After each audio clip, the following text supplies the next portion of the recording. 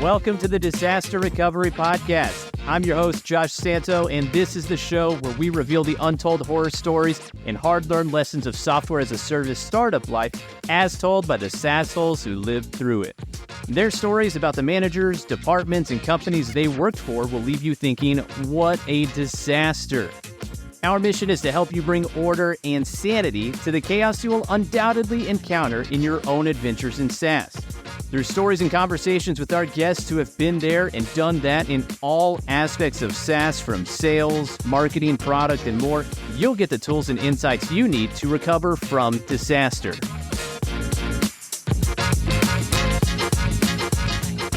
Today on the show, we're digging deep into the realities and hard work of good sales and business development. We're going to talk about how it's not as easy as you or as marketing or account executives or even chief executives might think. We're going to get into why biz dev should be viewed as a luxury by the sales organization. And we're going to talk about what happens when the new CRO is an ASS. Our guest has nearly 2 decades of experience in sales and business development, and it started way back in his childhood at summer camp, where arts and crafts turned into door-to-door selling. He learned value selling firsthand at Blockbuster of all places, where they actually created a role specifically for him due to his ability to sell rewards memberships in the stores. Now, we all know that didn't help Blockbuster change its course. Ultimately, it shut down, right? But he did what he could. His time at Dell is where he really honed his craft. It enabled him to develop processes and frameworks to capitalize on his gift of gab, and it taught him to shut up and listen from time to time. Since that early adventure into sales, he's led the business development teams at several major startups, helping multiple companies scale past the $10 million revenue mark, which is a critical milestone for startup companies. I'm excited to share his ideas, his perspectives, and his stories. But before we get into the episode, a quick disclaimer. The stories shared on the Disaster Recovery Podcast are based on anonymous individual experiences at real companies. The goal in sharing these stories and these perspectives is to help fellow SaaSholes like yourself learn from each other, get a much-needed sanity check, and build empathy along the way. No specific company or person is mentioned at all. If a story feels like an attack on you or your company, well, we encourage you to reflect on why you have a guilty conscience. And with that, on to the show. Now, you've got a ton of experience, not just selling, but connecting and talking with people. And it's something that I think you're very good at. You're very naturally gifted at the ability to not just communicate, but to, I would say, adapt some of the things that you're saying to the person that you're talking to. I think you have that very naturally. So I'm really excited to talk with you about your perspective in the discipline of business development, sales development, and sales, because I do think that you're one of the rare people in which this really kind of comes together naturally for, and I'm excited to hear about it. Well, great. Thank you. I'm excited to talk about it. I don't know if you do that about yourself. I appreciate the sentiment, but I think it probably just comes from, I love talking to people in general. And so just hearing what they're all about, and then just honestly having conversations. And then it's like, oh, well, maybe I could sell them something too.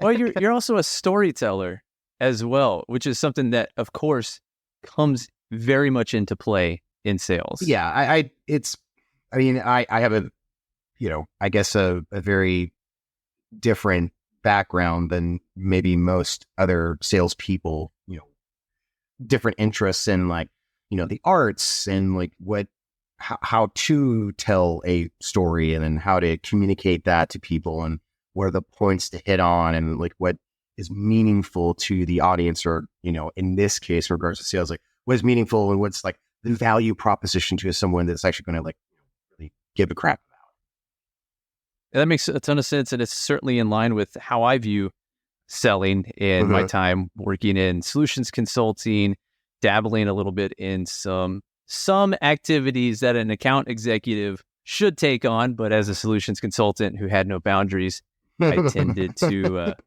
do a lot more than I should have. So, but it very much resonates with me. Yeah, that always comes the tear. I mean, it's like the old group project thing back in high school. It's like there's always a one or maybe a few people who just didn't really pull their weight, and you're like, I did everything, and and it's right. it's. I mean, that's one thing that maybe people should tell kids when they're getting out of high school. It's like that shit doesn't stop. It does not stop. No matter where you go. It does not stop. No. It is a tried and true principle of working with other people, period. It's just, who knew that people didn't really want to work? Yeah. Yeah, certainly not me. Yeah, right? Certainly not me. I had no idea. Well, you've got such a great career across sales and business development. I would love to dig into that with you a little bit. I'd love to hear from you. How do you personally define business development?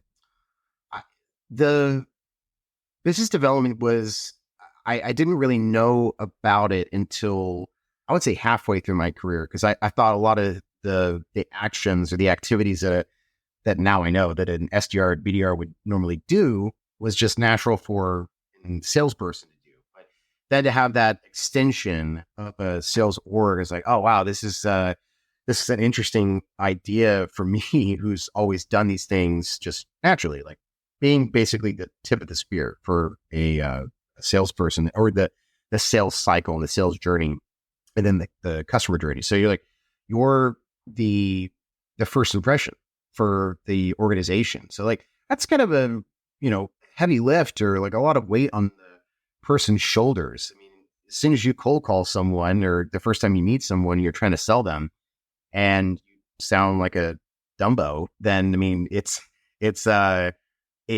that leaves a certain taste in someone's mouth where you're like, do I really want to work with that company if like this guy or this person is not conveying the message very well, or I have no idea still what they do. So like it's a pretty important thing, but like the whole point is obviously just to find potential customers and then to pass them on to someone who's going to be only closing them. And then the other part of it is it teaches you, one, what your limits are in regards to sales, because, you're the first person, the first impression for the organization, but you're also the first person that gets told no. And like that teaches you a lot of things about yourself and how to build a pretty thick skin. So like if you can't take that over time, then you have to come to terms with yourself. It's like, is sales this something that I really want to do? Because I mean, I would say that SDRs or BDRs are normally like the junior salesperson getting hopefully into their sales career, but I don't think anyone's above it. I mean, I remember the first time that like over time, working for a company, I got, cold calling someone or talking to somebody, and like I had a call that was, I ended up selling them, and the end of it, they were saying like, oh wow, this is the best experience I've ever had with a salesperson before. I'm always going to buy this product and stick with this company. And like, you're the best salesperson I've ever talked to. Like all these accolades, all these really nice things. There's no reason why this person had to say that. I was like, well, thank you. Next call right after that was, you're the worst salesperson I've ever spoken to in my life. I'm never going to buy this product again. Screw this company, and I hope you die, or something like that. And I was like, I can't do this. This is driving me crazy. Like, but I was young. I didn't know what I was really doing yet. And so it was just, it's intense. It could be very intense. And for anyone not to like, or for anyone to sugarcoat it, is like, it's fine. I was like, no, don't be upfront with the people that you're hiring for this job. Cause I mean, it's a lot. It can suck. Yeah. It can suck. I'm curious, how did you push through it? Like those highs and lows of going, you're the top, you're the best, to you suck. And personally, as an individual, you should not have been born, right? Or like that type of sentiment, that like the vitriol that comes from some people. Well, how did you push through it? Okay, I'll say two things. One, to be honest, I actually quit right after that call. Like I actually walked out. I was like, I threw up my hands. It was like 10 o'clock in the morning on a Tuesday. I was like, nope. And I seriously walked up and I was leaving. And my manager was like, whoa, whoa, whoa, whoa. 'Cause I was a good performer. But it just mentally, I don't think I was there just yet. And, looking back, I think there's like, oh my God, my life would be very, very different if I stayed with that company. It would just be almost kind of a night and day, I think. But I'm glad I did because one, I didn't know what my limits were just yet. And I didn't know how to take that kind of reaction to me just yet. And I didn't have the thickest skin, or at least I thought I did, but I didn't have it that much just yet. And, personal things are going on. When you're young, to work for, at the time was a very large company, and to be that young to work for an organization like that, you really have to kind of hopefully know what you're getting yourself into. But I wasn't really ready to start my career and do all those things just yet. I was 21. It was like, I just wanted beer money. That's all I really wanted. And so after years of just struggling to be, financially independent, to, get a job that actually paid anything, but also at the same time, really developing my skill sets even further. I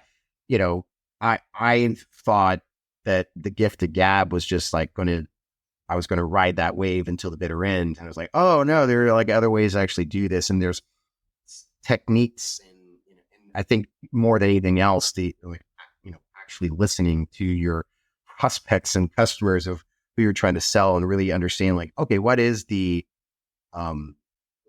value of them speaking to us to begin with.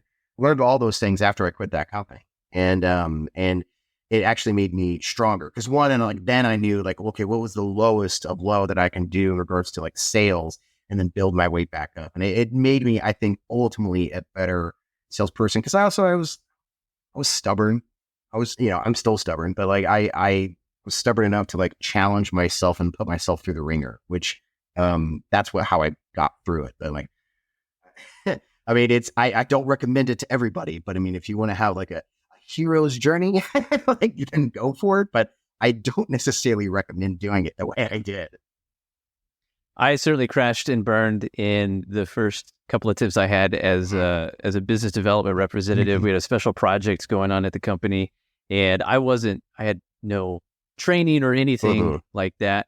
But I was good at talking with people, so people assumed oh, he's good at talking with people, so he should be good with, that initial making a good impression. He knew what he was talking about. I knew the value propositions and all that stuff. I had all the things the needed fundamentals, to do well. Yeah. But I had this overwhelming desire to be liked, and it caused such a huge paralysis in the actual cold calls because one, I personally, as an individual who tries to treat others the way that I want to be treated, don't call me. I don't want to hear it. Yeah. I don't want anyone to try and sell me on anything ever, period. So having that perspective and trying to go into cold calling where I'm thinking I wouldn't want somebody to bother me. Yeah. Why am I, now I'm going to go and bother them. It's funny you say that because now I love being sold. Because over time doing really pretty difficult jobs after that company, there was an experience I had I did door to door at one point, and I at one point I was managing a team at the time, and it was actually my first time managing a team at that point. And one of my reps called me crying, and I was like, what's wrong? It's this guy pulled a shotgun on me, and I'm freaking out. I was like, what? And I got so angry for them, and I drove over to where they were, got out of the car, and he was in his car kind of crying, and I was like, what? Who did this? And it was the first time I ever became very mama bearish when it comes to any of my team members. And I walked up to the house how dare you? And I was yelling, and he got the shotgun in his hand still. And he like was starting to pull it up. He's like, you better get off my property. He's like, all you had to say was no. Just no, thank you. That's all you had to do. But you had to be a dick and show your shotgun off. It's like, what, this is going to be representing your dick? Well, it looks quite small now in comparison. And so I was furious. And so ever since then, and I started doing cold calling for another company later on. I then always started to think about, I was like, well, at least it's not a shotgun in my face. So when someone is telling me like, screw you, or like, you deserve to die and all these things, like, hey, at least you're not showing a shotgun in my face. That's totally fine. So like now, like, I feel like my skin is so thick that now when people are going ape and telling like, I can't believe you're calling me, or, whatever it is, and give me an objection, I find it funny. Like, it actually kind of delights me because I've heard everything now, but it was like, at least it's not a shotgun. And so it's just, but again, I don't recommend like going through literal hell and near death experiences to build up your skin. Like, there's other ways to do it. Totally agreed. I think it's an important perspective that you're sharing, though, which is, have I done things as challenging as this, either in my current role or just in my life? Have I dealt with harder times? Would I rather deal with this thing I'm dealing with right now or that previous situation? And if the answer is that previous situation, then the thing in front of you, it's not as bad. It's not as bad. It's putting things in perspective. I think that's a great perspective to have. So talking about business development, I like how you started it out with the fact that, when you were starting out, you didn't know that there was a specialized role focused on the outreach, the cold calling, the setting up the deals. You saw it as a salesperson's responsibility to be a part of it. I think we would both agree, and others would agree, that account executives, salespeople must be able to do that, must be able to perform that particular function. It is critical in making a deal. I like how you think about it, that you are setting up prospects to become customers by being that first face, that first interaction with the company, by being that tip of the spear. Mm-hmm. So I think that it's a very good way to call it out. The highs and the lows, it's a tough job. You have to have thick skin, and you can't take it personally, and you have to deal with rejection and oftentimes inflated numbers that you have no idea where they came from or why you're being held to achieve them. Sure. And so it is a tough role, but it is so critical. But I like how you brought it all together with another learning, not just the one about, have I been through worse, but the one where you realize that it's not just an art, it is a science. And that's a big debate with some sellers about the art of selling versus the science of selling. Right. And that leads me to another question that I've got for you. In your experience, what do people typically get wrong about business development? That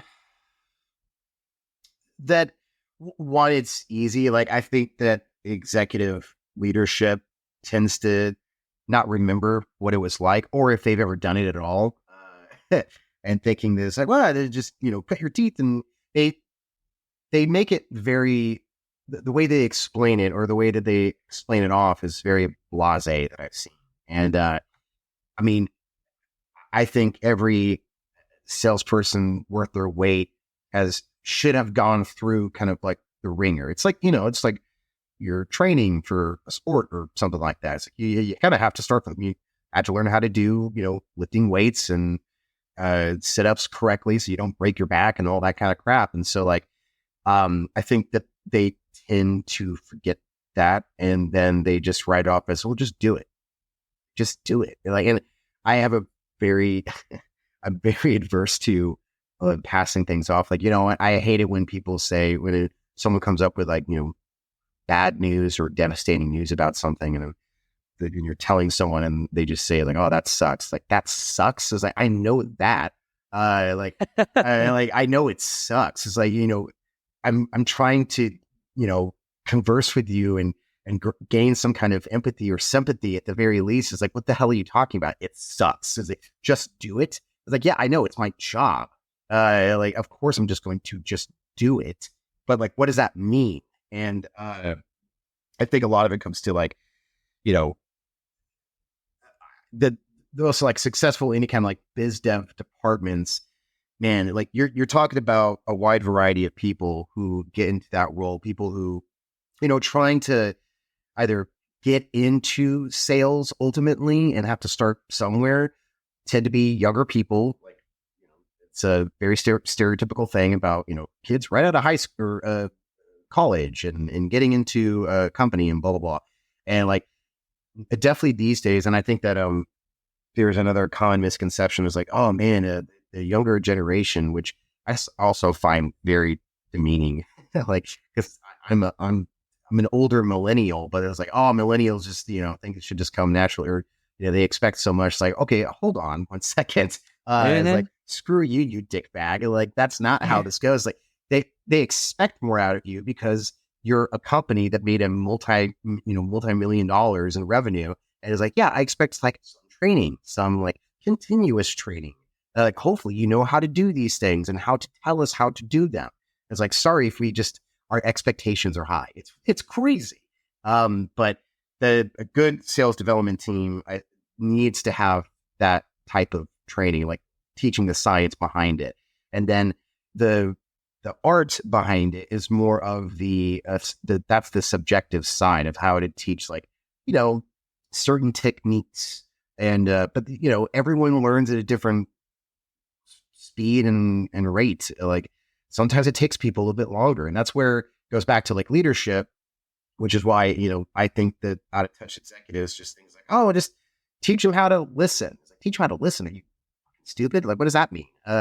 It just takes a little bit longer for certain types of people. And I think that's where you really find good leadership that can manage different personalities and different types of people, and also identifying what their, I guess, learning rates are. Like, there was a great leadership training that I took years ago, called situational leadership. And that, and again, getting into leadership is like, oh, I just talk to them like, they're people, and how to make them like me. Kind of like how you were saying, is like, I just want them to like me. It's like, because that's what usually, like Michael Scott's like, I just want them to be my friends. It's like, sure, but also they need guidance. And so situational leadership taught me that there are certain situations that you need to provide them, less or more guidance or, attention. And that really opened my eyes, because I always thought that, again, out of touch leadership is like, well, who's your A player? Who's your B player? Who's your C player? Even though I was always an A player, I always still thought that was dismissive. I was like, well, why isn't the C player an A player? Because you just gave up, and you're like, well, we're either gonna fire him or they're gonna quit at some point. Like, I always thought that, again, it's just like, it's so dismissive and demeaning. And so you can treat everyone differently depending on the situation. I thought that was way more akin to like how I wanted to think about like how to actually lead people. That's the key word, right? Lead. Yeah. Leadership requires enablement of the people that you're asking to perform a particular duty. And often it does come across as a do what I say, as opposed to we're in this together. Let's figure out how to be successful. I like that you called it out, that there's this common perspective of it's easy. And that can come from a lot of different places, right? That can come from, I've done this before. And so you've got a little bit of like survivorship bias where they've made it to a certain point, and looking back, it's because they did all the right things type perspective. I think there's also, depending on who the executives are, if it's like founders and co-founders who are just super on board, that's not the right word, super enthused, super believers in their product. Right. They believe, you just need to show it to someone and they're going to get it and they're going to love it. And that's not the case. It takes work to get to that point. So I like that you called it out. You can't just take the Nike approach of just do it. You have to really work together and build out what's required. You have to build that training and that enablement. And to even get to that point, the leadership team must get past that just do it, it's easy attitude, because it's not. It's about developing not just the frameworks and processes internally that are required, but the people who you are asking to fill those positions. And that's what a great leader does. And I'm glad you called that out. I'm curious about, when we think about this and we think about these common mindsets that we encounter, have you encountered a strongly held opinion about business development or within the role of business development representatives that you completely disagree with? One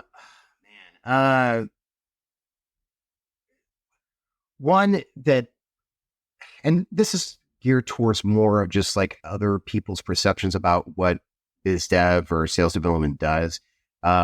Which also I love that the industry cannot, figure out what to call it. It's either sales like I learned it's like, oh, well, biz dev is inbound and sales development's outbound, but other companies flip flop it. Like, okay, guys, and then sometimes business development is the partnership side of the house and has nothing to do with inbound, outbound sales. I love it when companies love to play dress up with titles, and I always think it's really adorable and funny. And even when it's like a big company too, it's like, we call them associate sales managers.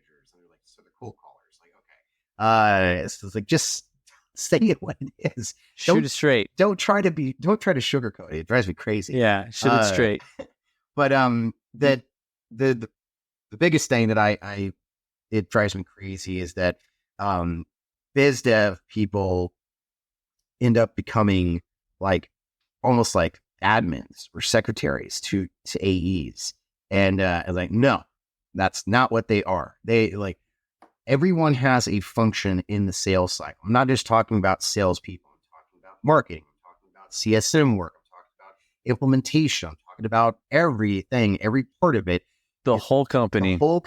And like, you're just a different role and function in this sales cycle or this customer journey.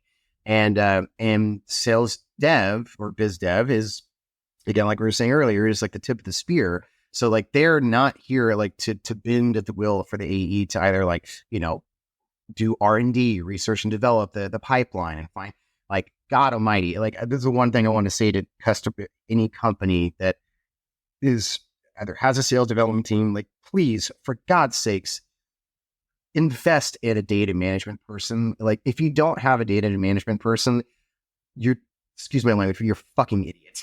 Like, it drives me crazy because it takes away time from biz dev and sales dev teams. Cause they like, executive leadership, they're like, well, why are they cold calling all day? It's like, cause they have to find who else to call. Like, cause that person doesn't work there anymore. And now they have to get hopefully a referral or just go back to the drawing board, go on LinkedIn or use Zoom Info or whatever else tool that's out there to find data. And it drives them crazy. They wish, in a lot of ways, they wish you could just do their job. It's kind of crazy, right? And so they're not there. And like in any biz dev, if a biz dev team exists at a company, like that should be, I mean, I don't want to like, again, diminish what they do, but that's like a luxury. It's like, and don't like take it for granted. Like that is a very specialized team that is doing the hardest work possible that they, and an AE should view a biz dev team as that kind of luxury. There's like, oh my God. Because like the biggest hassle for an AE to do is to understand how to forecast for their month, quarter, and year. Okay. And if you don't know how to do that, then your manager is not telling you how to do that. And so I don't know how good they are at forecasting it. That's extremely important. So if a sales rep, an AE is unable to forecast or at least showcase that they have at least 3 to 4x their pipeline to actually hopefully close for the year. Because I mean, that's the whole point, is that hopefully you have about a 20 to 30% close rate. At least that's traditional industry rates. If you have that, then you should be good. So if you're lacking on your own pipeline generation for an account executive, then hopefully this SDR can actually start to cover that gap. Maybe you're at like 2.5 or maybe 3x. Well, if this SDR can hopefully get you another 1x of that pipeline, then you should be good. And like, you should be thanking your lucky stars Because one, you probably don't want to do that kind of hard work again. So like, it should be like the other way around. Like the AE should be like, how can I help you do your job? It's like, you're a, again, traditionally a quote unquote junior sales rep getting into this world. Like, what can I teach you? What can I help you with to find more out there that I just don't have the time for? I mean, AE's doing demos, discovery calls, actually closing the damn business. It's like, it should be flipped on the mindset of like how they're working with an SDR or BDR. And also, again, AE should be willing to do what they're doing at any given moment. I mean, definitely in this day and age right now, I mean, a lot of sales teams and just people are being laid off left and right. I mean, sales development, business development are kind of like the first things to look at in the sales org to be let go. And so like AE should be ready to rock and roll at any given moment.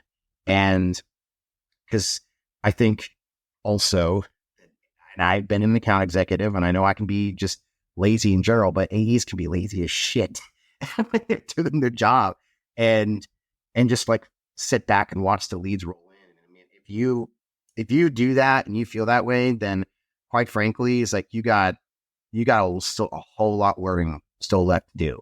Because if you can properly partner with another person at the organization, especially with someone that's actually feeding you, like it's like a buffet, but feeding you more, God almighty, like I've never had the luxury of having an SDR or BDR to generate leads for me.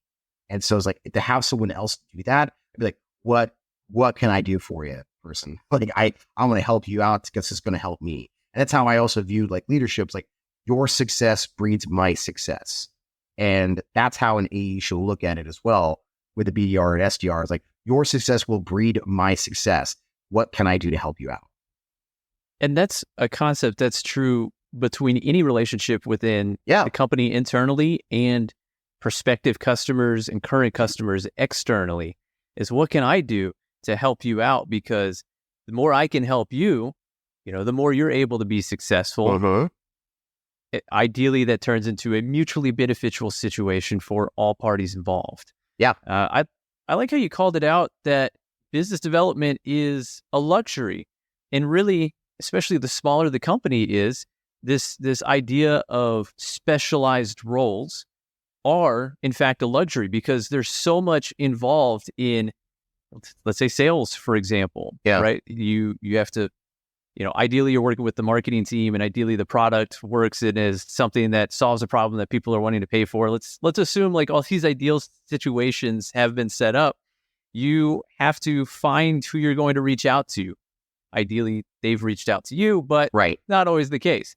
And then the whole sales process, depending on what you're selling, of course, takes a significant amount of time.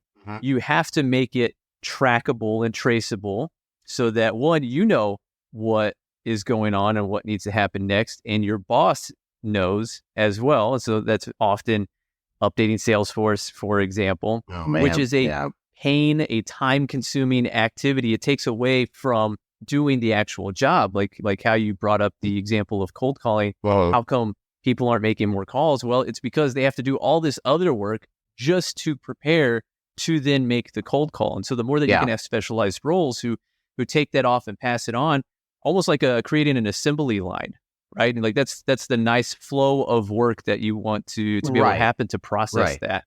I agree with you that they should not be looked at as secretaries. Some of the worst AEs that I have worked with sit back and just expect the leads to roll in without taking an active role in it. And I think, that comes from their previous experiences of working with way more established companies that have that assembly line process already in place. Right. Yeah. And that's not the case for these, smaller, scrappier startup organizations. So I think that was a perfect thing for you to call out.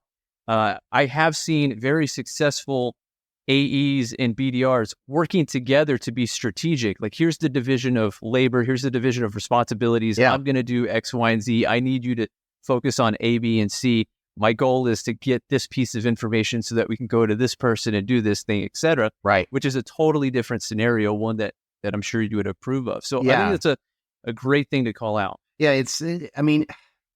why wouldn't you want to, I mean, from my point of view, why wouldn't you want to, be that way, to be a team player, but like, you know, here's a tip for you, AEs. I mean, if you're kinder to your peer and you're trying to help them out, one, you see a much slower burnout rate from SDRs and BDRs. Because I mean, again, if you haven't been told to go screw yourself 100 times a day and you're just not used to that, I mean, the burnout rate is a lot faster than other types of roles.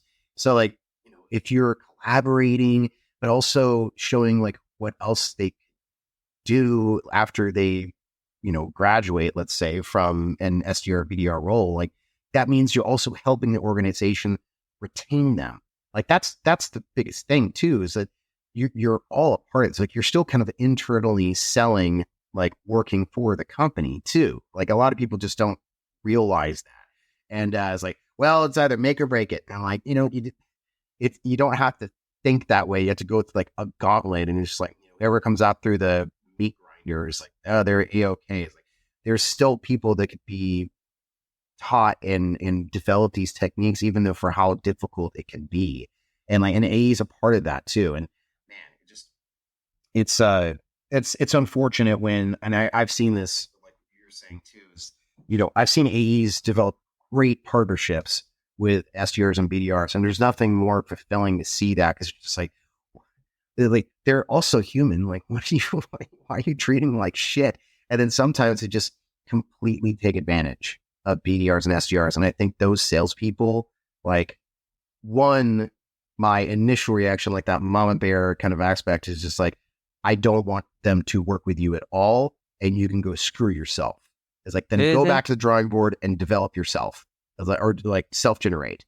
I was like, because all I have to do is tell them not to cold call for you. That's all I got to do. It's quite easy.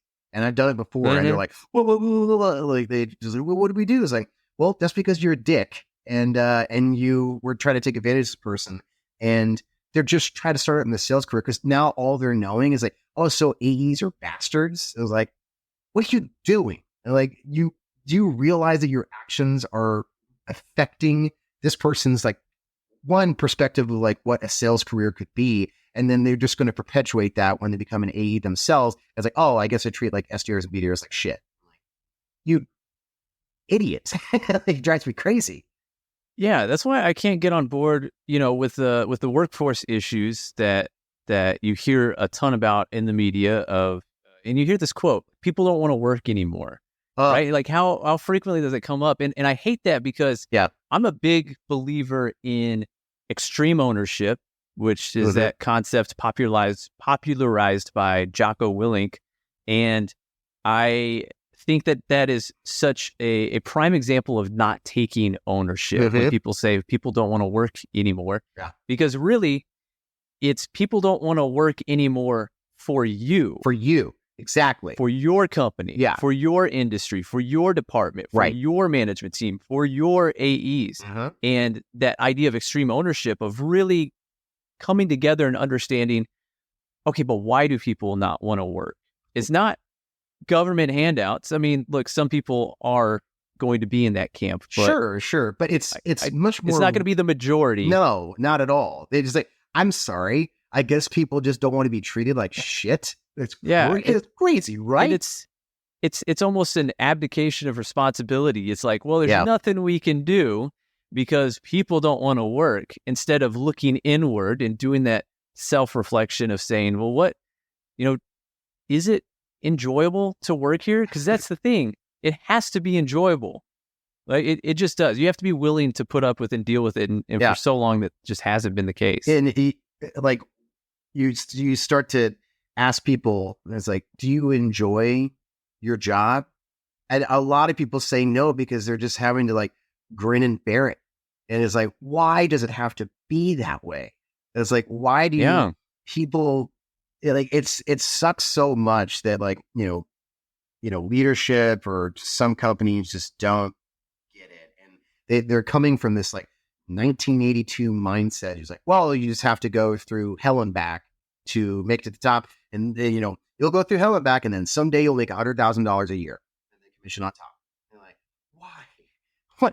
why can't I enjoy what I do, even if I'm making 30, 40 grand a year, but still enjoy it and still want to challenge myself to then progress in my career, in this case, sales. It's like, why do I have to go through a literal shitstorm every day for the next 3 years? It doesn't have to be that way. And when people are happier, they sell more and the customers are happier. So that idea is the dumbest way of approaching how to lead and how to then, develop your team members. It's horseshit.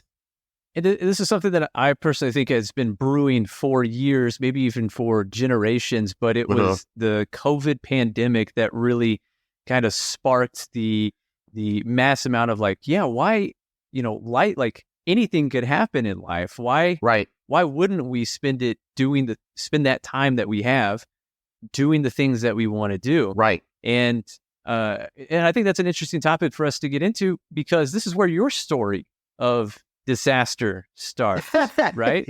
Yeah, sure. Yeah. I would, yeah.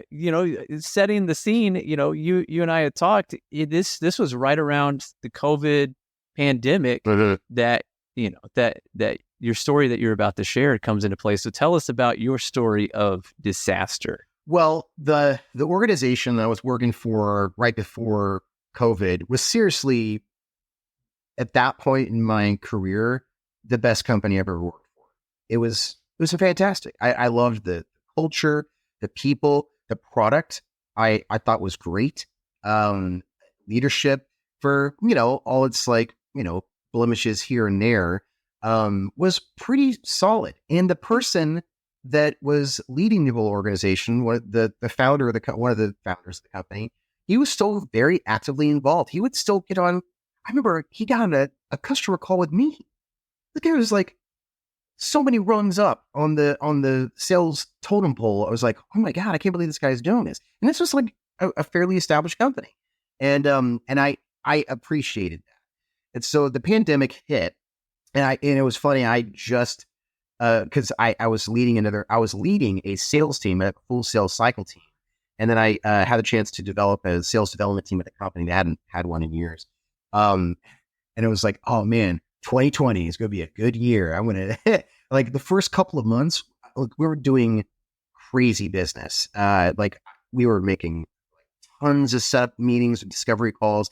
It was the most money I'd ever made on a commission check in my entire life, and leading a team. That's the other thing too. They don't tell you when you get into sales management, is that I remember the first time I got my commission check, and you do see what your team members are making too. And one of my team members who was just destroying it, he made more money than I did on his commission check. I leaned over my mentor, who was a manager too. He was my previous manager.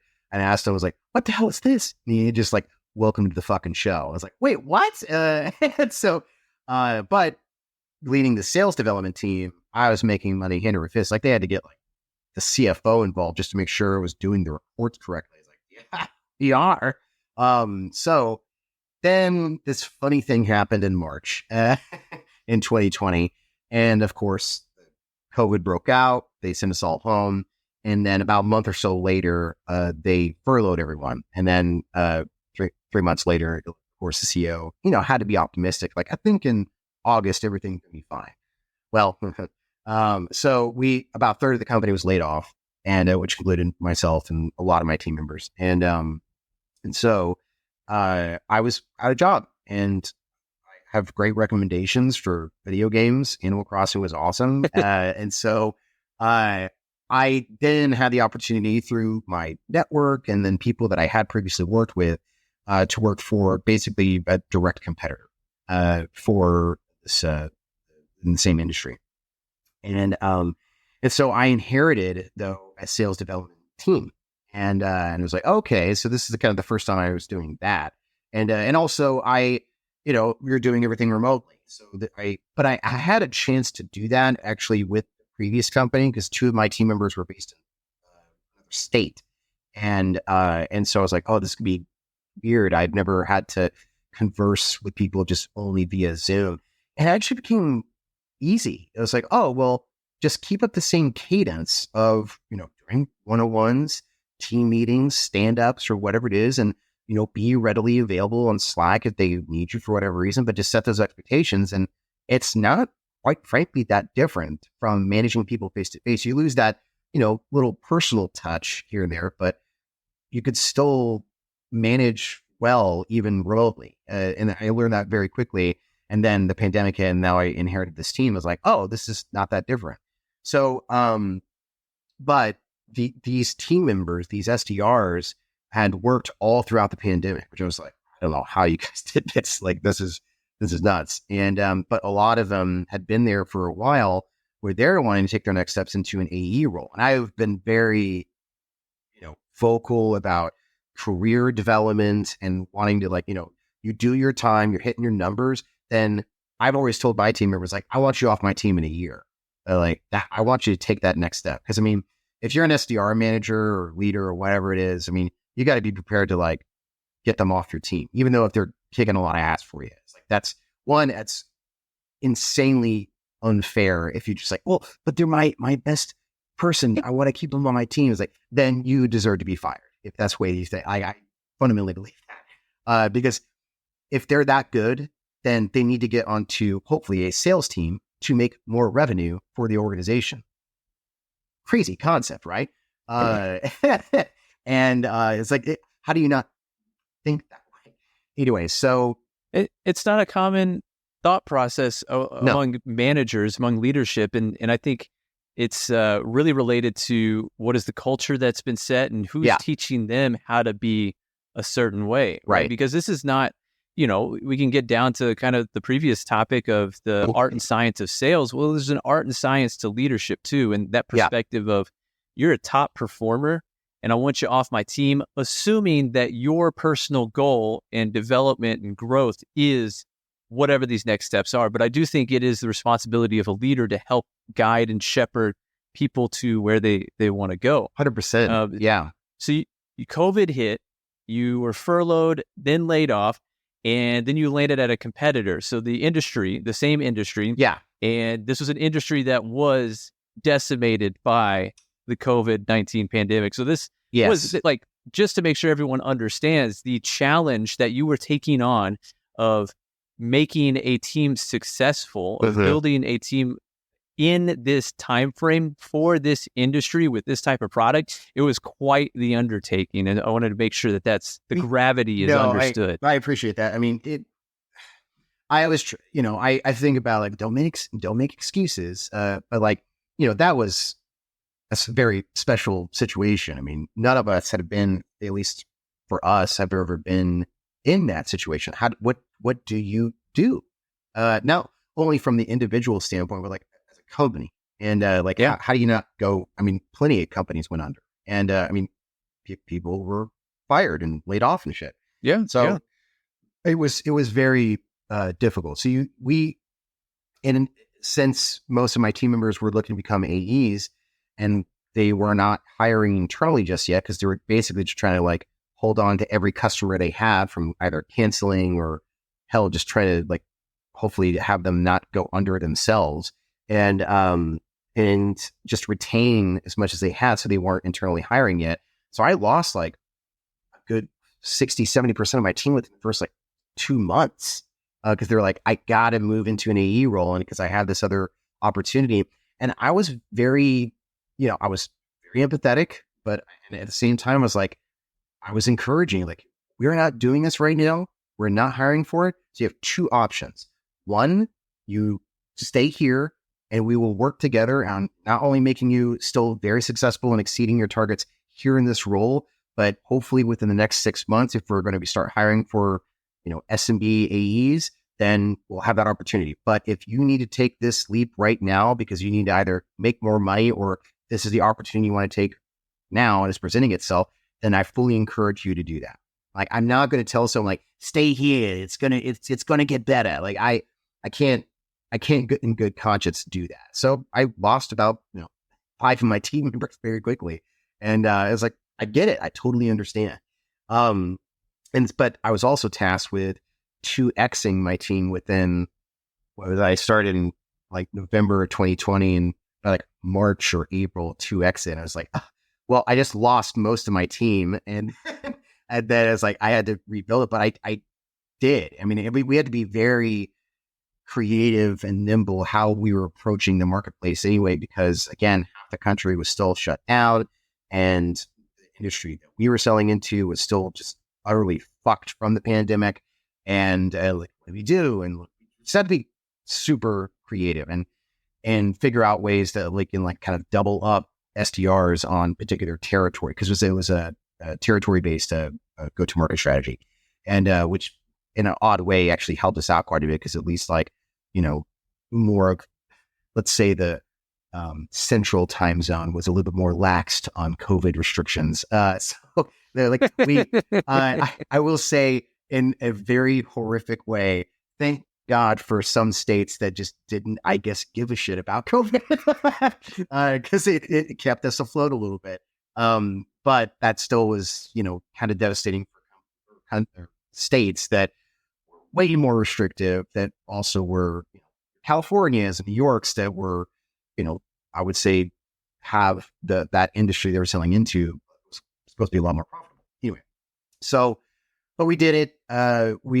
Through thick and thin, we got through it, and we were still struggling to hit our targets. And it was also, it really tested me on how to set expectations, and I mean, even down to like KPIs, like how do you do that when, like, you know, when most of the people that you're calling, it's just like, we're struggling to keep the lights on, which I completely understand. Is like, how do you set, like, okay, you need to make 50 calls a day, and but you're talking to people that can't do anything right now. It was strange. Like, I didn't know fully admit, I didn't know exactly how to approach it. And a lot of people just also assumed that I would know how to do it, which I you know, I've done these things before, but again, it was a very special circumstance because of the pandemic. So it was very difficult, to say the least, to figure out how to get this whole thing going and to still set up my team for success, but also hopefully set up the AEs with enough to still sell. And it was, no matter what, it was going to be difficult. Every struggle that we're like running into, and still difficult to hit our targets, which we barely did most of the time. It's a tough time. Yeah. There's no overlooking that. Yeah. It was a tough time, not just professionally, but personally for everyone. And no one knew that it was going to last for years. Right. As well. So, right. And there's nothing wrong with you acknowledging that the obstacles were there, and just, it's still an objective approach to say, this is what we were dealing with. Mm-hmm. This was our goal. And I like, you know, that you still explored creative ways to try and meet that goal. Yeah. But, you know, it sounds like despite the efforts, it was still a time of turmoil, still struggled to hit some targets. Yeah.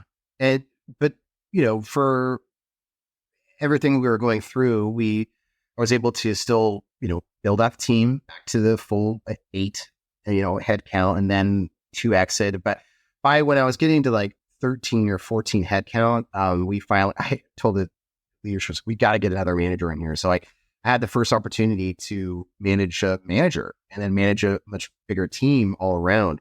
And that was great. I mean, I've been doing sales development leadership, or just sales manager or sales leadership for a while, but my next step was to becoming a director to oversee managers. Because you know, as we've been talking this entire time, there's been so many things I'm just like, want to shake a manager, like, no. It's like, we don't have to just like, it's like, well, I had to go through hell, like they need to go through. Like, we don't need to do it this way. Like, you need to really think about what we're doing here. We need to think about, you know, again, retaining these people, because interviewing and then putting people through training, like onboarding and then training, man, like, I like doing it, but that's a tough thing that people don't talk about, I think, enough for managers. Like, and it costs so much money for a company to like find and hire someone, and then, you know, praying to God that like, just that they're going to work out.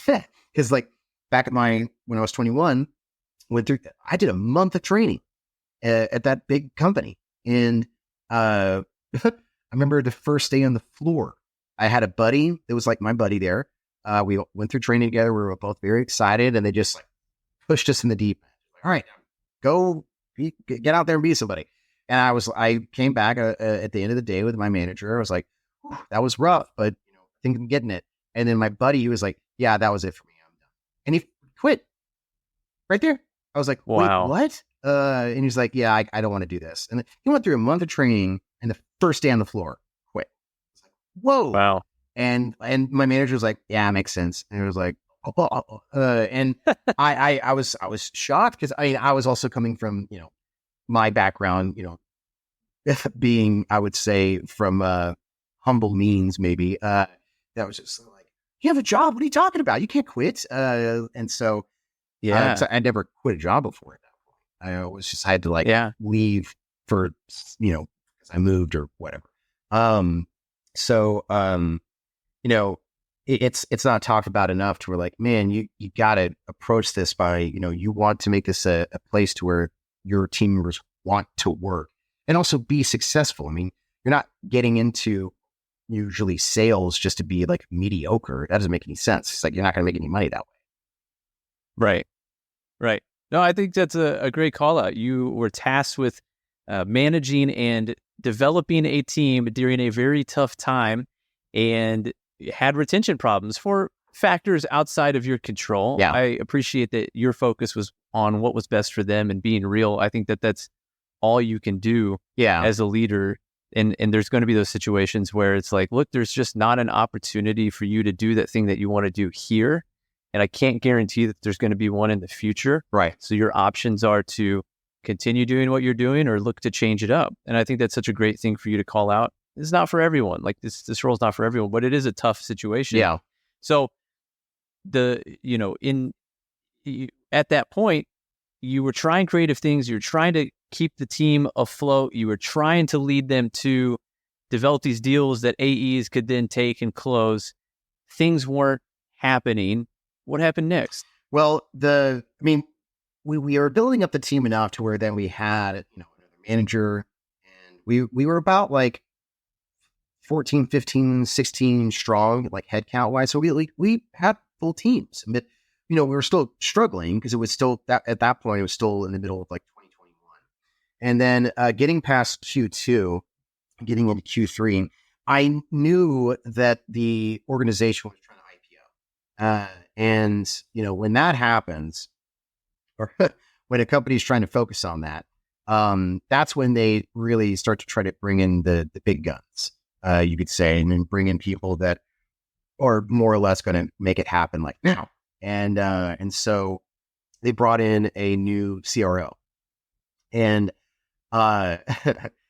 this person, they came in, and I didn't necessarily have, any expectations. I've worked with a CRO in the past, back at the previous company. And, what I knew about that CRO, I knew him. I knew how he worked and how he looked at things and the transparency that he needed. It was one of the best, piece of advice that my previous company at that time, gave me.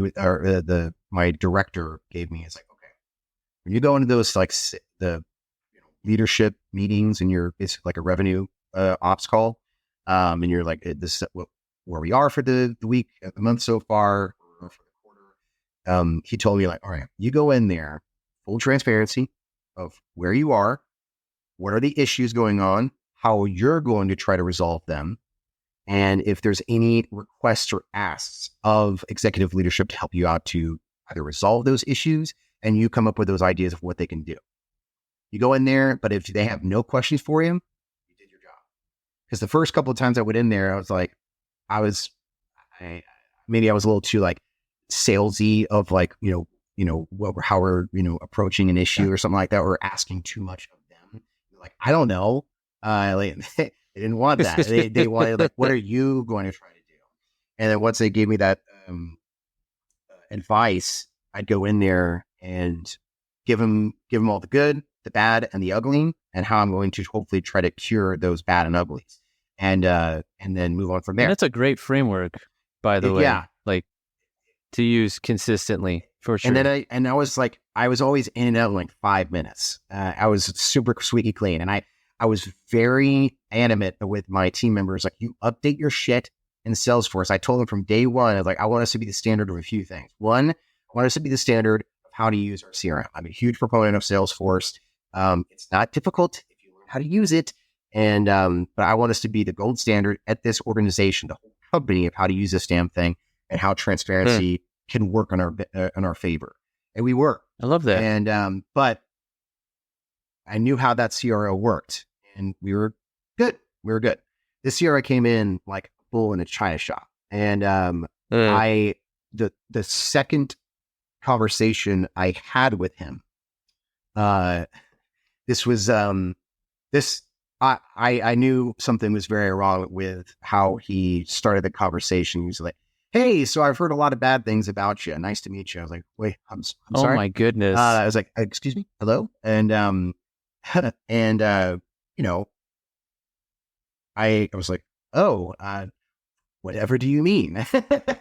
And he, explained that with not hitting our numbers consistently, that we're doing a bad job. And I was like, "Oh, did you not hear about this thing that was killing hundreds of thousands of people, that that also decimated and destroyed practically this industry that we're trying to sell into?" But also, this person came from a completely different industry, which again is completely fine. I mean, I think that not necessarily having a background in the industry and you're getting into a new one, it's not like complete just to like, "Oh, that won't work." I mean, there's a reason why they're in that role, is that they hopefully are malleable enough that they are taking their best practices and skill sets to that new industry to hopefully rework it and make it even better. There's a reason why he was hired. But I'm assuming from that first conversation, like, "Oh, your interpersonal skill sets are not the greatest." So he's like, "Yeah, I've heard nothing but bad things. So here's the deal. I'm going to re-interview you for your job." And I was like, "Nice to meet you. My name is blah, blah, blah." And I was like, "Wait, what?" I was like, "Oh," and man, I immediately started thinking about the shotgun in my face thing. I was like, "Okay, remember there was a shotgun in your face. Don't forget that, because this was testing me on a professional level and a personal level, basically telling me like, you're dog shit. So I want to see if you're worth your weight of anything." I was like, "Oh my God." I was like, "Okay, I understand. Let's do it." And he's like, "Yeah, let's do it tomorrow." I was like, "Okay." Oh my And goodness. so like next morning, like 8:00 in the morning, I had to re-interview for my job that I had already for, at that point, a year. And it's like, oh my gosh, this is happening. And That's a terrible experience. it was so intense. I've never had my anxiety personally and professionally tested that much in my entire life. It was so intense. And so I prepared, I set up a whole deck. I wanted to really try to wow him, and I was internally selling myself, which was. And you had no context for this interview. It was just like, tomorrow you were going to re-interview with me. Huh? Was there any direction provided of like, I want you to come with this or speak about these things? Yeah, maybe a little bit. But I mean, I wanted to, go the extra mile and showcase, everything that I had done and what my team has done at that point, what we've accomplished with, what's obviously been going on in the industry, of course, and with all the failures as well. And, again, be transparent, but also transparent with the good things that we had done at that point. Well, it was like trying to get to know them even initially. It was just like, I've had a root canal before. I would take that root canal over talking with that person any day without anesthesia or like numbing or anything. I was like, man, this is rough. Painful. Yeah, it's very painful. So of course the interview was like an hour long, and I have never done like stand-up comedy before, but I was like, oh, this is bombing. It's like, I was like, man, I'm not getting anything across the audience. Like, this is just like falling in deaf ears. And so, I'm going through it. It was a lot. He was giving me like objections to like literally everything I was saying. And, he'd give me some kind of like, he's like, well, okay. And, give me some leeway here and there. Cause he was like, yeah, I mean, you tell me how to do it, like how I was supposed to accomplish this. But also I thought it was, pretty demoralizing when he told me that, the rest of the leadership lost like respect for me or lost all hope that I was going to do a good job. And I was like, what? And, cause to be, and this is not me just playing like dumb or anything, but like I had not gotten any kind of feedback from my leadership, but also any of my peers saying like, wow, you're really shitting the bed. What are you doing? And like everyone's be like, hey, it's a Brian in a struggle right now. Like, what can we do to help out? Everyone was very collaborative. And so this is the first time I'm hearing is like, by the way, like, other than killing yourself, like, you should really think about what you're doing in your life. And I was like, God almighty. And so he then asked me, he's like, well, okay, I see everything you're presenting and I just don't really buy it. God damn. I was like, okay. I was like, I see what you're saying, but I think you really dropped ball and everything, blah, blah, blah. And so my last question to you is, if interviewing for this job and if you don't get it, if you don't retain this position and someone else gets it instead of you, I wonder, what is that going to do to your ego? And I was like, what? I was like, yeah, what is it going to do to your pride or your ego? And I never even personally been asked that before, let alone in a professional setting. And I was interviewing and I was flabbergasted. And this whole situation seems like an HR nightmare. Well, yeah, I mean, it definitely was. I mean, I'll explain it and ultimately what happened. But like, I look back at what I said and how I responded to it. I was like, man, I thought of that shotgun, and I was like, how to take the shotgun right now instead. Wow. I was like, sheesh. So I told him, one, I don't think that matters of what it would do to my ego, because all that would mean is that I need to prove to you and the organization that while I can do this job well and exceed your expectations and goals to where then I can earn that role back. That's all it would do to me. And of course his response was like, yeah, whatever. And it just he was asking that question to like break me because I was just so stunned by how brazen his question was. And and of course, we end the call. He's like, all right, do a good job today. I'm like, okay. And that was like, that's how I began my day. Like that was at 8:00 in the morning. Wow. And I was like, all right, now go out there and be somebody. I'm like, oh my God. So, next day he calls me up early. Hey, he calls me up and he's like, hey, good news. I was like, yeah. I was like, you didn't get the job. I was like, oh, great. Okay. He's like, yeah, someone else did. And then, but you're going to be, just a manager instead of leading the other manager. Okay. And quite frankly, I looked at it, I was like, there's a silver lining to everything. And my first initial thought was like, oh, thank God I don't have to talk to him anymore. It's so like someone else has to deal with him directly. And that's how I looked at it. And it honestly, it made my work-life balance much more positive in the end. And, granted, yeah, I was technically demoted, which was a pretty big drag, but now I just had to manage my team members. And I was like, okay, I could do that. I mean, I've done that for years, and this is something I can definitely handle. And again, I don't have to go through like walking on eggshells around this person all the time, which was not fun at all. And I was actually pretty good. My team was excelling and exceeding goal. Like I was like, hey, and then I started like, think about like, okay, was I even ready for that just yet? And it was like, well, it was just, again, the situation itself. It's just like, time is, heal everything. But like what was happening at the time when I was being successful was that the country was starting to open up again. Like, oh, okay. And it's like, it's crazy, right? That like things are starting to be better because just naturally the industry was healing and the states were finally opening things back up again from COVID. So naturally, I was like, oh, I'm starting to hit my numbers again and exceed them.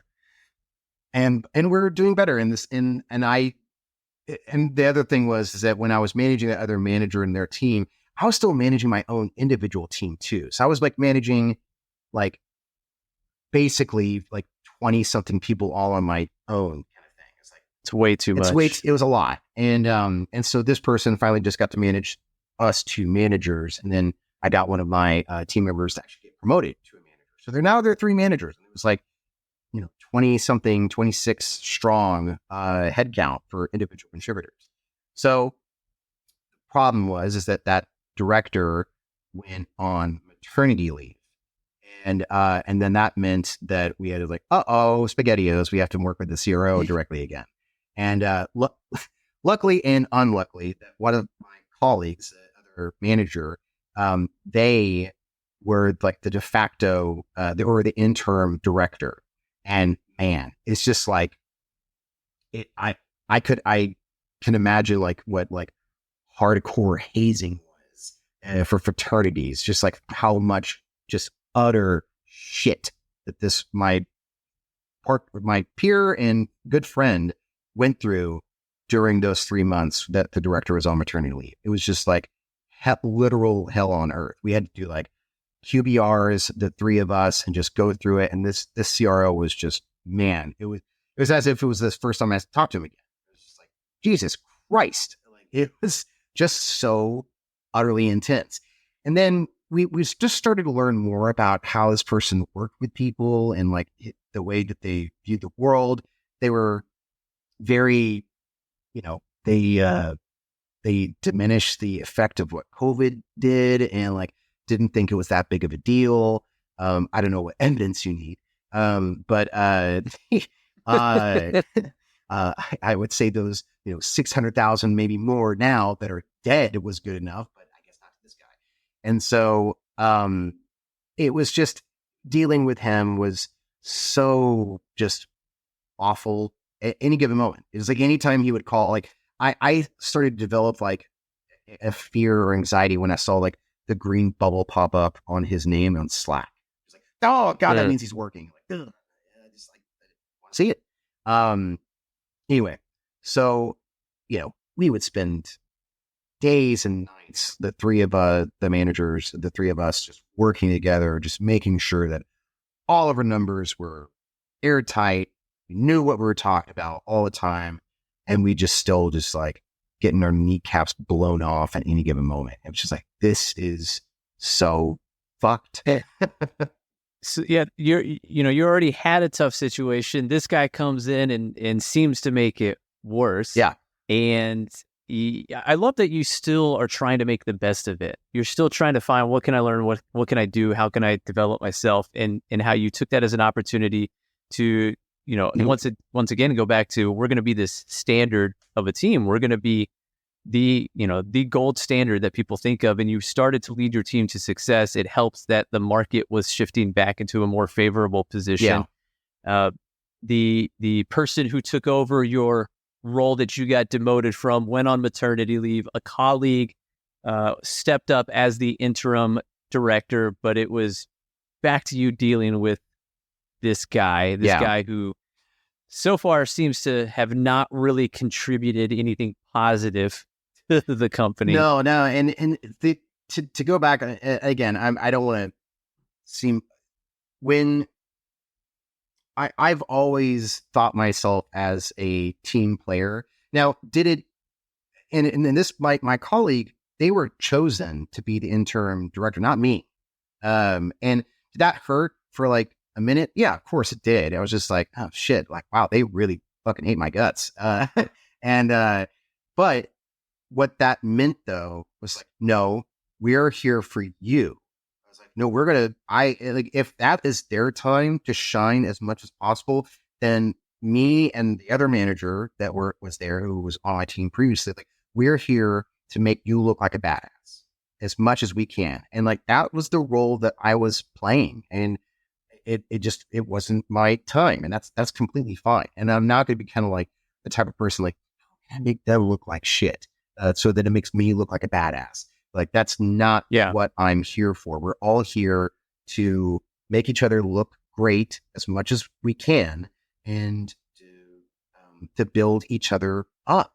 And like, you're selling ourselves still. And I wasn't here for any kind of like vindictive or to perpetuate his kind of negativity towards that. So like, well, we're all fucked, I guess. Like, no. And plus I appreciate, in a way, I liked the challenge to basically prove him wrong. And, I mean, again, like I said a lot earlier, I mean, I could be pretty stubborn, and I was just like, I want to be, if not more stubborn than he was. And, it was a lot to prove daddy wrong. So what happened? I mean, this situation, it sounds like you were kind of stuck. Yeah. There's not really a successful. So I was not looking to leave. I liked the company a lot. I liked the people that I worked with. I believed in the product a lot. I loved every facet of it except for him. And I wasn't looking. Now, when you're in leadership, and if you've been leading a certain, and I'm talking about just sales specifically, really, but if you're leading a specific part of a sales organization for a number of years, yeah, spoiler, companies, your managers are getting hit up by recruiters like left and right. I mean, it's happening, and I don't care if they're like that good or if they're great. I mean, they're just getting hit up, and so I was constantly being hit up by recruiters. And I was turned away. I was like, no, I'm going to prove daddy wrong, and I'm going to continue to do this.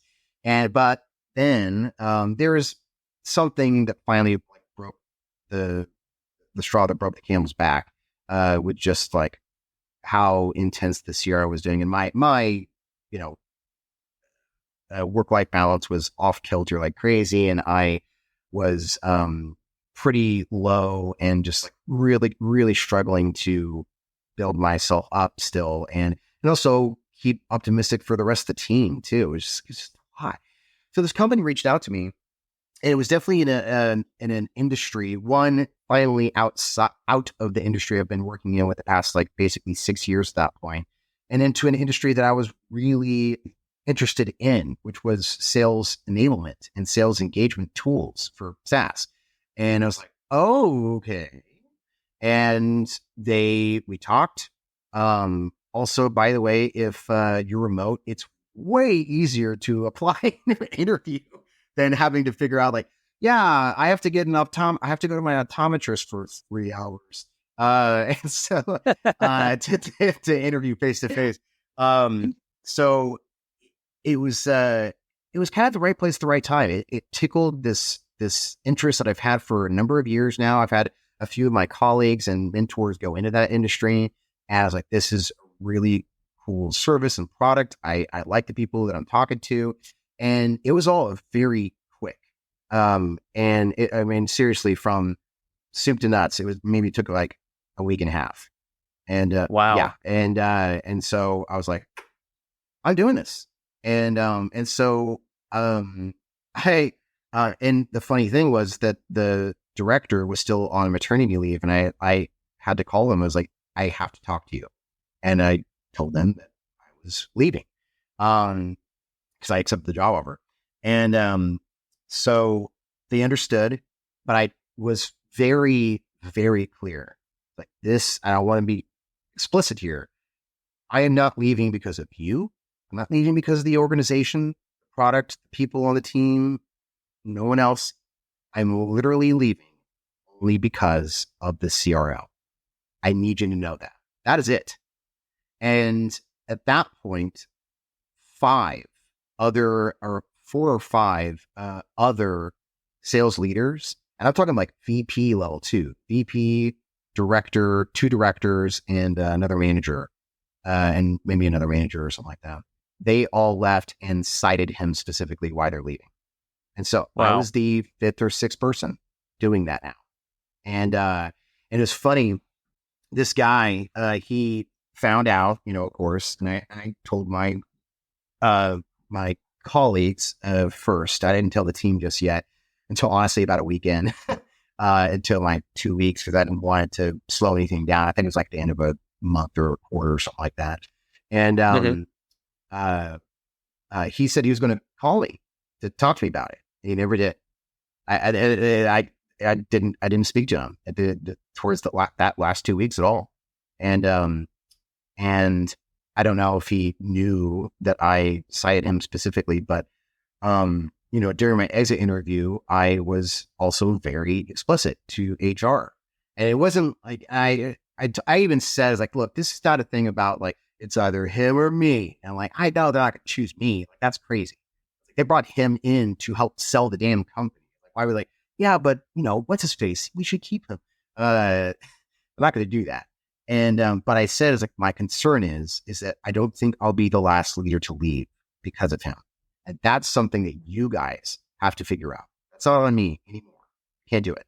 And, so the last like day, that I was there, and it was very emotional because like I was very close with all my team members and the other two managers, just like everyone there. Like we came very close. I mean, when you go through like, I think that the other thing that the pandemic also showed us is like how close you became with people, because you're all going through hell and back. And it's like, you're going through the trenches kind of shit. You develop like special bonds that you will definitely not forget. They're, professional, and sometimes even more than that, to where you become like actual friends. And it was a lot. It was very emotional at the time. And so like when leaving, I just wanted to say like one last goodbye via Zoom or whatever. And the whole team showed up. I was just inviting like my like whatever that I was managing at the time, and they all showed up. And I just like, I wanted to say, this is not like goodbye forever. Like, please always reach out to me if you ever have any questions or you just want to chat. I don't care. And I just hope that, you two are in fantastic hands with the other two managers and the director that's still here. It's like, you guys are not going to fail, because like, I wouldn't feel 100% ready to leave if I knew that you guys were not in good hands or whatever I said. And then they did something that I was like, oh my God, I've never felt this before, is that they all like were saying really nice things to me and like what I had done for them, but they all like had posters that said like, we love you, like, break a leg, good luck, all these kind of things. And I was like, what the fuck? I'd never experienced that before.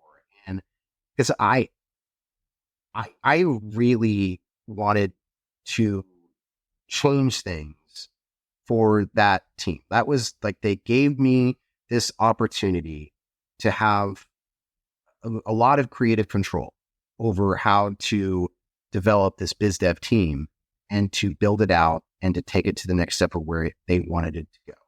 And I thought we did an admirable job with the state of the world that was in at the time. And we gave a lot to these people that were on team. We gave a lot of like trust in them and build up their confidence. And like, I think I had like at least like 6 or 7 people on my team get promoted to other roles. Like I had one person they were amazing. They went to become a marketing manager. And there was one person that I convinced not to go. And because they were going to leave and become a sales rep somewhere else. Like and it was the first time I was like, I don't think you should do this. I think you need to stay here. And I immediately went up to my other colleagues who were overseeing the sales teams, the full sales cycle teams, like, you need to hire this person right now. And they're now still one of the top sales reps in the company. And they're incredible. We talk all the time still. And it was a very humbling experience that I definitely never forget. And I have all the thanks to that CRO. The silver lining. Yeah, right? Sure.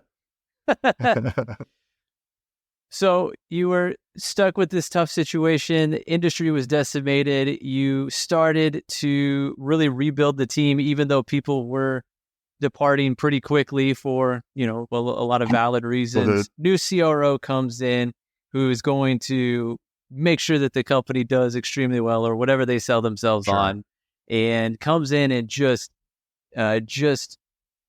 really, like you said, bull in a china shop, destroys the place, comes in and makes you re-interview for your own job, and asks you some pretty bizarre questions during this interview, stuff that there's no way that HR would have appreciated hearing. You took it like a champ. You were still down for the cause. You decided to refocus and really control what you could control. And that was the performance of your team to a certain degree. You saw success. It helped that the timing of the market was starting to do better.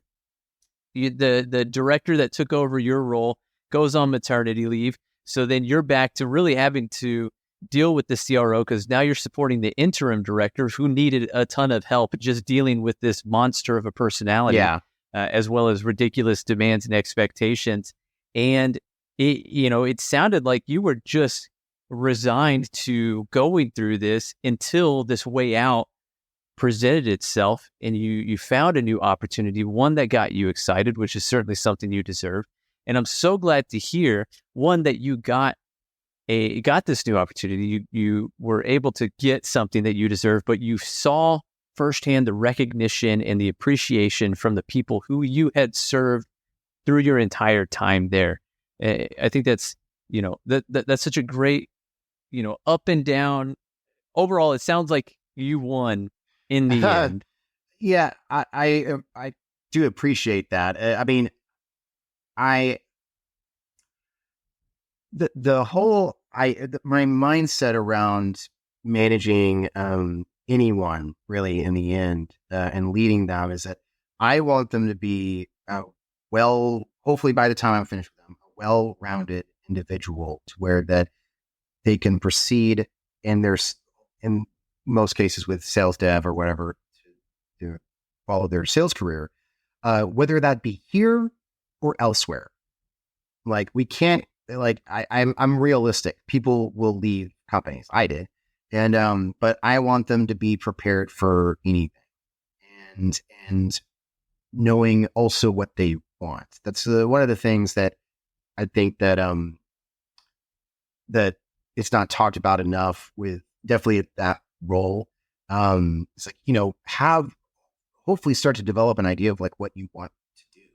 And I have a goal. I want to take the next step in my leadership position or role into managing managers and to a director role, because I find it like fascinating. I don't think that managers get a ton of guidance as much as they need, and to develop them still. Because it doesn't stop. It doesn't stop until you're. I don't think it ever stops. But tell that to the CRO. Yes. So, but they, it was again very humbling to see. It's like, okay, my efforts weren't in vain, and they could have just said, like in that movie Tombstone, towards the end, where like Powers Booth just said, "All right, well, bye."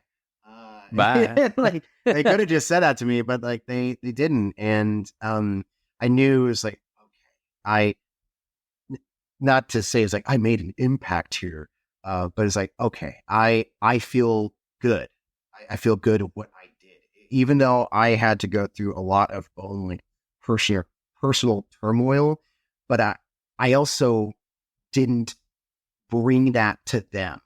And because that's the other thing too, is like when I've seen it in the past, like when a manager is just getting shit on from their leaders or whatever it is, they bring that home to their team members and just like, it's like, you motherfuckers, you need to do that. And like, they just like treat them like shit. And like, I didn't want to do that. Like, that's not fair. And also that's what you have to hold back.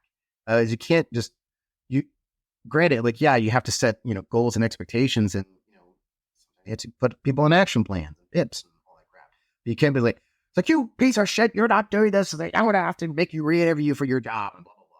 Like, no, you don't do that. And they showed that grace to me that I hopefully showed to them.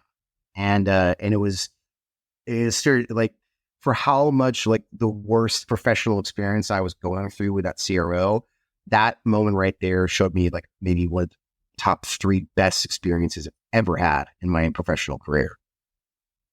Yeah, I think that's such a powerful moment, especially as someone who's in a leadership position, to have those you are leading just show that appreciation that you specifically made the difference. I think that's great. Looking back on this entire experience of yours, what would you say were your top takeaways? Well, I even through all of the bad, I want to be as introspective and, or reflect objectively as much as possible. Because, I mean, there's a lot of subjective view, like, even the way that I'm telling this story about, like, that CRO was a dig bag. But, like, I think that what I did learn is to, no matter the situation, I mean, really be as firm as you can on setting expectations and for your team members, even through like the craziest time that humanity was going through at the time. I mean, you have to do it, because what I really thought about, what KPIs are really there for, is just the measurement to success. That's really what it's supposed to be. It's not to be like, hold your feet to the fire. If you don't make 100 calls a day, we're going to fire you. Like, no, that's not what it is. There is actual, it's not the goal. It's not the goal. Like, it's supposed to be a specific science. Like, okay, if you make 70 calls that day, 70 calls a day, what it's supposed to lead to is an X number amount of positive conversations that you have. And then those X number of positive conversations lead to a meeting being set for a discovery call. It's the same kind of idea of, like, again, forecasting for an account executive. And I really, if I thought about it that way initially, which I don't think I did, quite frankly, then it would have hopefully put me in a place to where the CRO wasn't completely horrible to me. And granted, we would have probably lost more people. We would have seen a lot more attrition that way, quite frankly. But thing is, though, we would have been at least in a objectively better spot. Like, we would have more of a foundation to where, even though the world was on fire, at least at least we got cement to stand on. But that's what I learned from it, is that even through thick and thin, like, you need to have those expectations in place. And it's kind of the idea, again, being transparent and just covering your ass, how playing the game. You got to do that for yourself. And I wasn't holding myself accountable for it as much as I probably should have. And because I think I assumed, which they would say in sales, I think I assumed I had much more of a longer grace period than I probably should have had.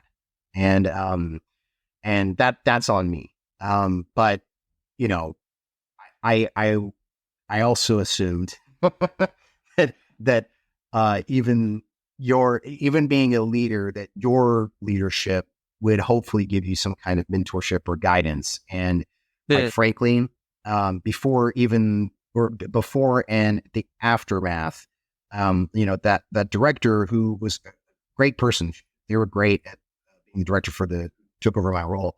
They were great at it, and we were being successful, but like, I was not getting the mentorship or guidance to take even my own next steps into my career. And plus I also saw like the glass ceiling was like halfway through my friggin' ribcage at that point. I was just kind of like, I'm not getting through this. And because the CRO hates my guts anyway. So there's a lot of things I learned objectively, but like, I don't think I would have changed any way that I felt about it and how I was approaching my team at the time. Well, like your original shotgun story, this sounds like a new, very tough, hard experience that you went through that is now the threshold for pain that you can go through. Yeah. And I love just in general how you're always taking the responsibility to find the good, find the lesson learned, find what you can control and capitalize on it. As well as your thoughts on leadership. Throughout the conversation, what's come through is that you've got a very strong and natural focus and approach to leadership, one that certainly resonates with me. A lot of things you were sharing resonate with me personally as far as my approach to leadership as well. And at the end of the day, I love that you're taking it on you to understand what are the things that you can do to make the outcome best for everyone involved. And that's a team player. That's teamwork. That's what the company should try to do. That's going to lead me on a side tangent where I think true sales enablement is really done through company enablement. Yeah. Because it is the entire company coming together to make all this stuff happen. So I would agree. A lot of great takeaways. I really appreciate your time. I appreciate your vulnerability in sharing some of your thoughts and perspectives, as well as such a frustrating story, but one that I'm glad you were able to come out on top on. Well, I appreciate you saying that. I mean, I've told this story to a number of like friends and colleagues, and mainly friends who are, not in sales or in the industry. They're kind of just like, oh my God. And when I talk about it with sales people or in sales colleagues, it's usually the same reaction. It's like the hand over the forehead kind of thing, or their hand like the face palm, just like God Almighty. Like they, when you're telling a story about like, a good sale that you had, they just like, it's riveting. And when you're having a bad sale, they're just like, they're right there with you. They're sharing the cup of coffee, just like, oh God, I know what you're talking about. And this stuff is like, oh my God, that's how bad it could be. It's like, yeah, but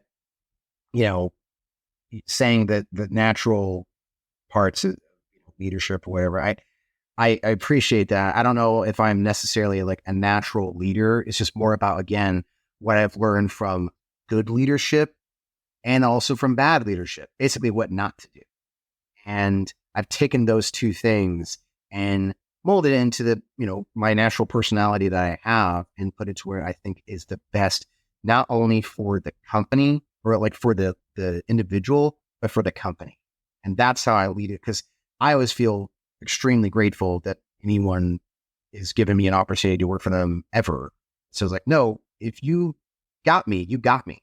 Like, I'm here for the long haul. I'm not thinking about like, what's the next step and how do I lead this company? Like, I'm not thinking about that. Like, I'm here to win it as much as you're investing in me. And that is exactly what I expect a natural born leader to say. So you're just proving my point. Really appreciate your time today. Thanks for joining. Of course. Thank you, man. So much to unpack from that conversation. I expected us to talk about biz dev, which of course we did, but I was surprised by how much we delved into leadership. Biz dev, cold calling, it's hard. It's very hard work. It's okay to call that out internally and externally.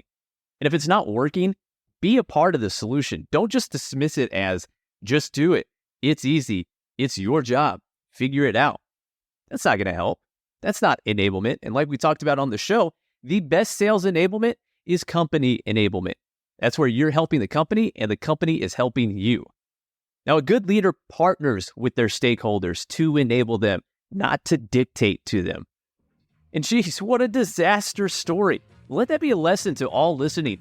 A bad executive will destroy an organization and potentially the entire company. I am not being dramatic. People ruin companies all the time. But no matter the circumstance, it's always what you as the individual make of it. I loved his focus on what he could control and how he could become better as a result of it. That's hard work, but it's hard work that pays off in the end. Now, before you go, take a second and subscribe to the show.